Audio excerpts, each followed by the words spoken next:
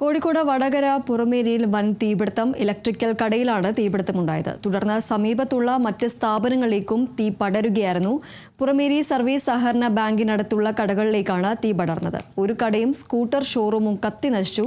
നിരവധി കടകൾക്ക് നാശനഷ്ടങ്ങളും സംഭവിച്ചിട്ടുണ്ട്. ഫയർഫോഴ്സും നാട്ടുകാരും പോലീസും ചേർന്നാണ് തീ നിയന്ത്രണ വിധേയമാക്കിയത്.